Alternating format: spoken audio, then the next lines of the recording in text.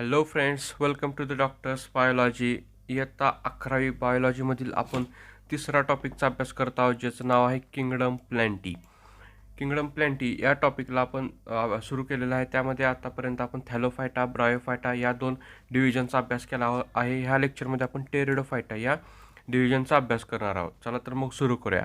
बघा, जे विद्यार्थी चॅनलवरती नवीन आहेत त्यांनी चॅनल सबस्क्राईब करा, व्हिडिओला लाईक करा व शेअर करा. तुमच्या काही प्रतिक्रिया असेल तर लगेच मला कमेंटमध्ये विचारा. बघूया आपण आता किंगडम प्लॅन्टी. बघा, आपण 5 किंगडम क्लासिफिकेशन हे दुसऱ्या लेक्चरमध्येच पाहिलं होतं. सिस्टमॅटिक्समध्ये आपण त्याचा अभ्यास केला होता. ज्यांनी ते लेक्चर अजून पाहिलं नाही त्यांनी तर आय बटनवरती क्लिक करा, तुम्हाला ते लेक्चर भेटेल. बघा, सिस्टमॅटिक्स आणि लिव्हिंग वर्ड हे दोन टॉपिक आपले पहिले कंप्लीट झालेले आहेत. त्याचा तुम्ही अभ्यास करावा जेणेकरून तुम्हाला हा टॉपिक सोपा जाईल. बघा, ह्यामध्ये आपण 5 किंगडम क्लासिफिकेशनमध्ये 5 किंगडमचा अभ्यास करत आहोत. त्यामध्ये आता आहे आपल्याकडे किंगडम प्लॅन्टी. यामध्ये सगळे ॲटोट्रोप्स प्लॅन्ट आहेत किंवा ॲटोट्रोप ऑर्गॅनिझम आहेत. हे आपण तिथं अभ्यासलं होतं. बघूया आपण आता किंगडम प्लॅन्टीमध्ये काय काय क्लासिफिकेशन पाहत आलो आहे. बघा, त्यामध्ये आपण किंगडम प्लॅन्टीचे दोन टाईप पडले होते. एक होता तो क्रिप्टोग्राम्स, दुसरा आहे तो फेनोग्राम्स. आपण पाहत आहोत पहिला आता क्रिप्टोग्राम्स. यामध्ये नॉन वस्कुलर प्लॅन्ट आपले कंप्लीट झाले आहेत. त्यामध्ये थॅलोफायटा आणि ब्रायोफायटा हे दोन पॉईंट आपण कव्हर केलेले आहेत. आता या लेक्चरला आपण टेरिडोफायटा ह्या पॉईंटला सुरुवात करणार आहोत. टेरिडोफायटा त्याला बघा वस्कुलर प्लॅन्ट असं म्हणलं जातं आहे. बघा, क्रिप्टोग्राम्समधले कसले प्लॅन्ट होते. It is not seed producing plant. ते produce a spore for the reproduction. That is the cryptograms. Cryptograms are again divided into the two groups, that is non-vascular plant and vascular plant. We cover the non-vascular plant, so this point will be covered. Now we will study about the Pteridophyta. These are the vascular plant. Okay, vascular plant. आता ते काय आहेत ते आपण बघूया. आपण डिटेलमध्ये अभ्यास करू त्या वस्कुलर प्लॅन्टचा. बघा, त्यामध्ये बघा टेरिडोफायटा. आता टेरिडोफायटा त्याच्या नावामध्ये काय सांगितलं आहे बघा आपल्याला. Pteridophyta it is the feather like. म्हणजे त्यांच्यामध्ये काय आहे तर टेरिडो म्हणजे काय तर फिदर म्हणजे पंखासारखे त्यांचे काय असतात तर लिव्ज असतात, पान असतात. फिदर लाईक प्लॅन्ट म्हणजे the plant showing the feather like structure in their body. म्हणजे बघा, इथं त्याला दिसतं आपल्याला फिदर म्हणजे एक पंखासारखं त्यांच्यामध्ये स्ट्रक्चर आपल्याला तयार झालेलं दिसतंय. ओके, हे लक्षात ठेवा.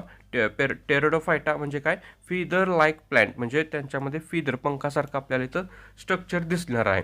आता इव्हॉल्युशनचा अभ्यास केला तर आपण इव्हॉल्युशन स्टेप बाय स्टेप जर आपण त्या प्लॅन्टकडे ह्या लक्ष दिलं तर काय असणार आहे. It is the first vascular and true land plant म्हणलं जाते बघा. Evolutionary are the pteridophyta are the first vascular plant. First vascular plant म्हणजे काय की ज्या प्लॅन्टमध्ये रूट, स्टेम अँड लिव्ज हे ट्रूली तयार झालेले आहेत. म्हणजे बघा, आतापर्यंत आपण काय पाहिलं होतं टेरिडोफायटा आणि थॅलोफायटामध्ये ते कसले होते तर थॅलस होते किंवा त्याला म्हणतो आपण थॅलॉइड. थॅलॉइड म्हणजे काय होतं की त्याच्यामध्ये रूट, स्टेम आणि लिव्ज असे स्ट्रक्चर तयार झालेलं नव्हतं. म्हणजे ट्रू रूट्स नव्हते त्यांच्यामध्ये, ट्रू स्टेम्स नव्हत्या किंवा लिव्स नव्हते. अशा प्रकारचे प्लॅन्ट नव्हते. पण आताचा जो काय टेरिडोफायट आहे तो जो काय टेरिडोफायट आहे त्याला काय म्हणतो आपण ट्रू प्लॅन्ट म्हणतो, आपण वस्कुलर प्लॅन्ट म्हणतोय. कळालं. वस्कुलर प्लॅन्ट म्हणजे काय, the plant showing the true roots, stems and leaves are called as the pteridophyta. Okay, लक्षात आलं. True terrestrial plant. टेरेस्ट्रियल म्हणजे काय, जमिनीवरती राहणारे किंवा जमिनीवरती तयार झालेले पहिले plant. Okay, true roots, stem आणि लिव्ज अशा प्रकारे त्यांच्यामध्ये आहेत. आणि cryptograms in with vascular tissue म्हणजे जे काय टेरिडोफायटा आहेत ते कसे आहेत, वस्कुलर टिश्यू प्रेझेंट आहेत. पण ते कसे आहेत तर क्रिप्टोग्राम्समध्ये. ओके, क्रिप्टोग्राम्स म्हणजे काय होतं, दे कॅनॉट प्रोड्यूस द सीड्स. म्हणजे हे वस्कुलर तर आहेत म्हणजे त्यांच्यामध्ये रूट, स्टेम, लीफ तर आहेत, पण ते कसे आहेत क्रिप्टोग्राम्स आहेत म्हणजे ते सीड प्रोड्यूस करत नाहीत. असे प्लॅन्ट आहेत. वस्कुलर म्हणजे काय झालं की त्यांच्यामध्ये plant body, vegetative plant body तयार झाली. म्हणजे त्यांच्यामध्ये रूट तयार झालेत, स्टेम तयार झालेत, लीफ तयार झाले. अशा प्रकारचे फर्स्ट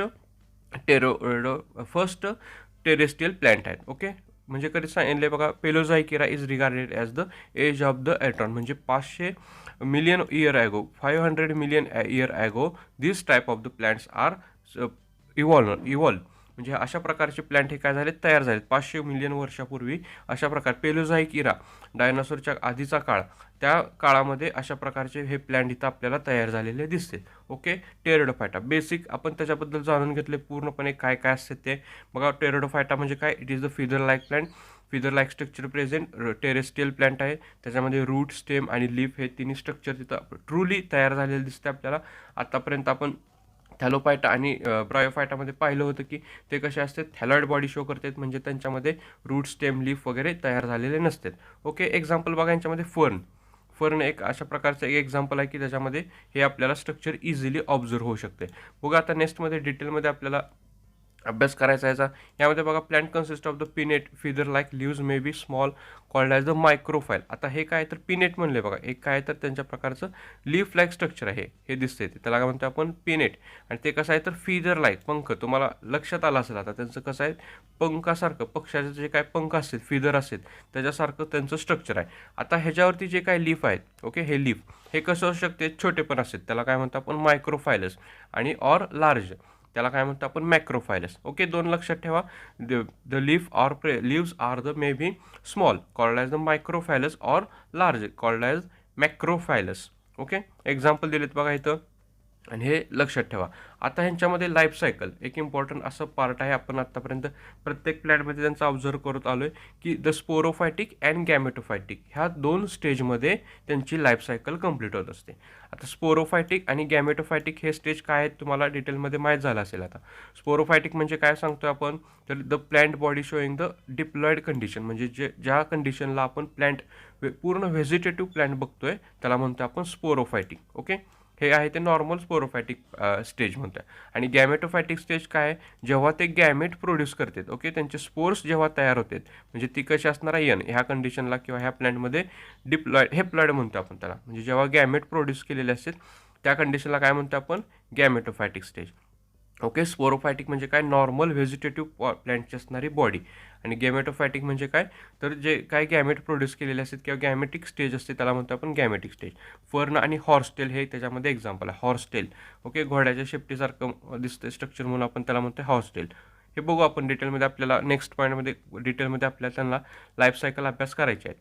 बघा आता त्यांची कंडिशन कशी आहे, सम आर द ॲक्वॅटिक, म्हणजे हे काय प्लॅन्ट कसे आहेत तर ॲक्वॅटिक आहे, पाण्यामध्ये असणार आहेत. झेरोफायटिक म्हणजे पूर्णपणे टेरेस्ट्रियल, म्हणजे कोरड्या प्रदेशात राहणारे, विदाउट वॉटर राहणारे कंडिशनमध्ये असणारे पण काही प्लॅन्ट आहेत. झेरोफायटिक लक्षात ठेवा, दे आर वाळवंटामध्ये राहणारे प्लॅन्ट असतात, अशा प्रकारच्या कंडिशन.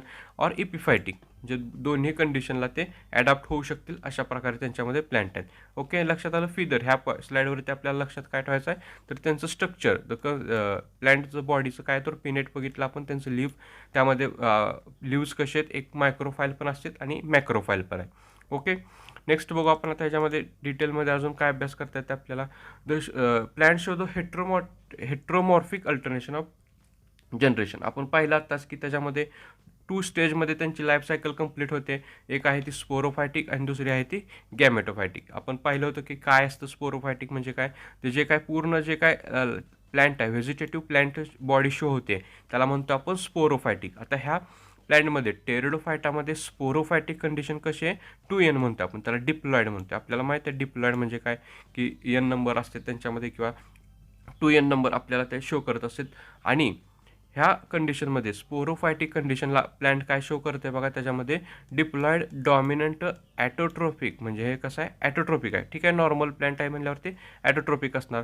आता अजून त्याच्यामध्ये काय काय असणार आहे, त्यांच्यामध्ये रूट शो करते. It is show the root in the sporophytic condition and short replaced by adventitious root, म्हणजे रूटचा नेक्स्ट स्टेज, म्हणजे रूटची मॉडिफाईड सिस्टीम ह्याच्यामध्ये आपल्याला शो झालेली दिसते. ओके, स्पोरोफायटिक कंडिशनला. अजून स्टेम कसं आहे त्यांचं, एरियल सांगितलं बघा. स्टेम इज कसं आहे, एरियल ऑर अंडरग्राउंड. एरियल म्हणजे काय, जमिनीच्या वरती असणारं स्टेम. ओके, नॉर्मल प्लॅन्टमध्ये आपल्याला असं दिसतं की जमीन असते त्याच्यावरती आलेले स्टेम असतात, एरियल किंवा अंडरग्राउंड. काही स्टेम कसे असतात तर जमिनीच्या खाली असतात, अंडरग्राउंड ऑर एरियल, दोन्ही पण प्रकारचे यामध्ये आपल्याला लीफ किंवा त्याचं स्टेम हे दिसतात. ओके, लिव्ज बघा यांच्यामध्ये काय, लिव्ज मे बी स्केली, लिव्जवरती काय तर स्केल्स दिसतात आपल्याला. ओके, बघू आपण डिटेलमध्ये, आपल्याला इथं डायग्राममध्ये दिसेल लिव्ज कसे आहेत बघा, स्केली, याच्यावरती स्केल आपल्याला आलेले दिसतात. किंवा सिम्पल आहेत, त्याच्यामध्ये सिम्पल लीफ आहेत. त्याच्यानंतर सेझल आहेत. सेझल म्हणजे काय, इथं स्टेम अब्सेंट आहे बघा, ते डायरेक्टली काय तर ह्याच्या मेन स्टेमलाच ते बाइंड आहेत बघा. काही काही लीफला कशा असतात, अशा प्रकारचं आपल्याला स्टेम दिसते. ओके, इथे एक स्टॉल्क असतो छोटासा आणि तो एका मेन ॲक्सिसला जॉईन झालेले असतात. पण ह्याला काय म्हणतो आपण, स्टाल्क प्रेझेंट असणार आहे. आणि हे काय तर विदाउट स्टाल्क आहेत, म्हणजे ते डायरेक्टली स्टेमला अटॅच आहेत, त्याला काय म्हणतो आपण, सीझल. ओके, अशा प्रकारचे पिनेटली कंपाऊंड. ओके, कंपाऊंड आहेत म्हणजे असे ग्रुपमध्ये ते काय आहे तर स्टेम वरती ते लीफ हे अटॅच आहेत. ओके, कंपाऊंड म्हणतो आपण. आता नेक्स्ट पॉईंट काय आपल्याकडे, xylem consist of the tracheids and phloem consist of the sieve cell. आता झायलेम आणि फ्लोएम हे काय आहे तुम्हाला इयत्ता 9वीमध्येच डिटेलमध्ये माहीत झालं असणार आहे. तरी पण बघू आपण झायलेम.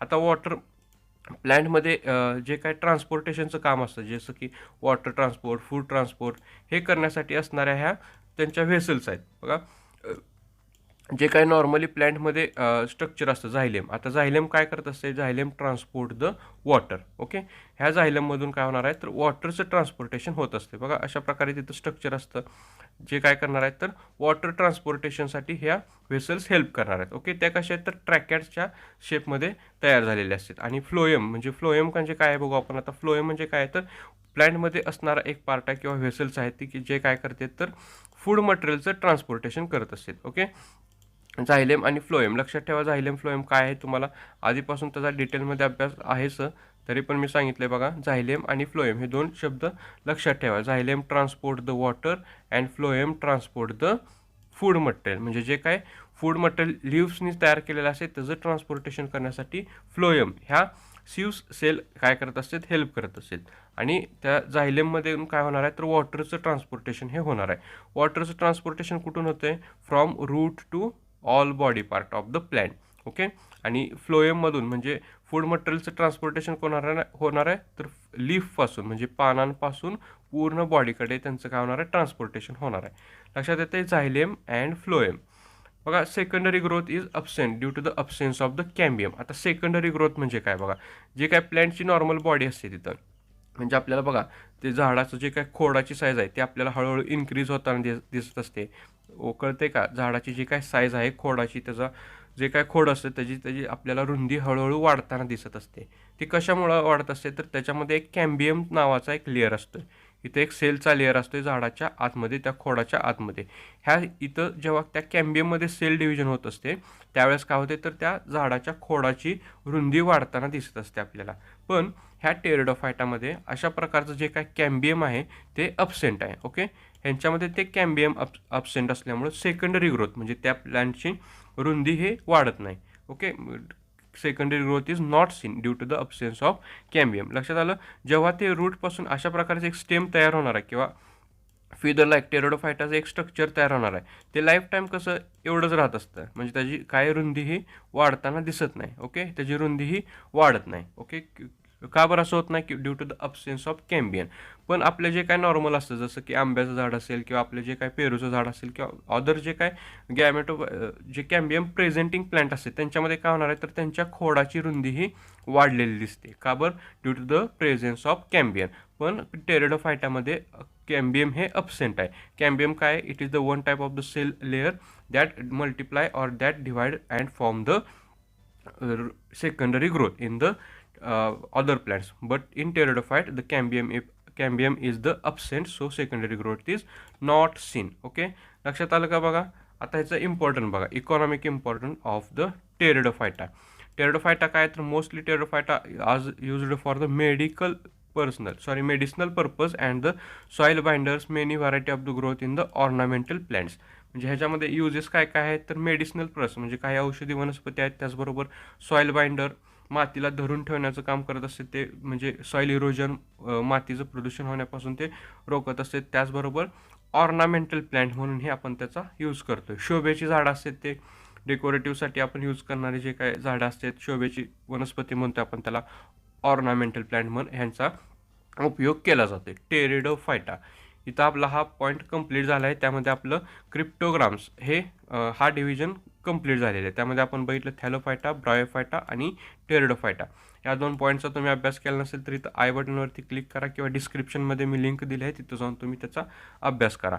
बघा वस्क्युलर प्लांट आपल्या इथं संपलेले आहेत क्रिप्टोग्राम्समधील. आपण नेक्स्ट लेक्चर चालू करणार आहोत आता phanerograms, that is the seed producing plant. Seed producing plant म्हणजे काय तर all are the vascular plant. Okay, vascular प्लांटमध्ये आपल्याला जिम्नोस्पर्म आणि अँजिओस्पर्मचा अभ्यास करायचा आहे. ओके, नेक्स्ट लेक्चरला आपण बघूया जिम्नोस्पर्म्स.